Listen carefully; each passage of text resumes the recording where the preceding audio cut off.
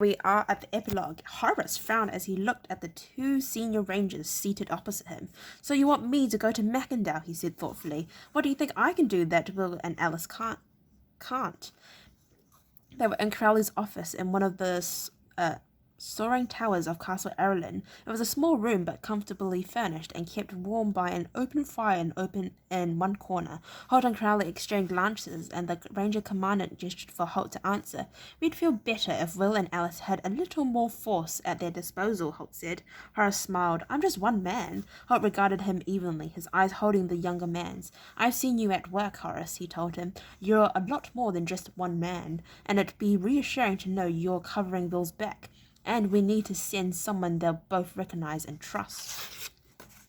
Horace grinned at the prospect. It'll be nice to see them again, he said. Life at Castle Arelyn in winter tended to become a little boring. The idea of being sent on a mission had a definite appeal. He and Alice had been friends since childhood, and he hadn't seen Will, his best friend, in some months. Holt stood and paced to the window, looking out over the grey winter landscape that surrounded the castle. It's the uncertainty that's worrying us, Horace, he said. By now we should have had a routine message from Alice's man, or a reply to the pigeon we sent yesterday. After all, they didn't have to wait for the bird to recover. They had another half-dozen ready to send. Of course, a hawk might have taken the pigeon, Crowley put in.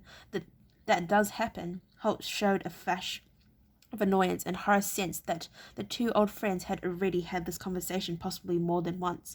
I know that, Crowley, he said crisply. He looked at Horace again. It may all be nothing. Crowley may be right, but I don't want to take chances. I like to know that you're on your way. If we get a message in the meantime, we can always send someone to recall you. Horace regarded the small grey-haired ranger with some warmth. Holt was more worried than he might have otherwise been, because it was Will who was up there in the snow-covered northern fief. Horace realized no matter how many years passed, a part of Holt would always see Will as his young apprentice. He moved towards the ranger. Don't worry, Holt, he said quietly. I'll see he's all right. Holt's eyebrows showed his gratitude. Thanks, Horace. That's Hawken, Crowley put in, deciding it was time to get on with the business at hand. Better get used to it. Horace frowned at him for not understanding. That's your new identity, Crowley told him. It's a secret mission, and we can hardly have the most famous young knight in Ireland turning up in Norgate Fief. You'll go as Sir Hawken, and you'll be a freelance. Better get a blue fist painted on your shield. A blue fist was the symbol in Ireland of a knight who was looking for employment. Horace nodded. So I'll provide the muscle and let Will and Alice do all the thinking, he said cheerfully. Holt regarded him seriously with a slight shake of his head. Don't sell yourself short, Horace, he said. You're a good thinker. You're steady and you're practical. Sometimes we devious rangers and couriers need that sort of thinking to keep us on track. Horace was surprised by the statement. Nobody had ever called him a good thinker before. Thanks for that, Holt, he said.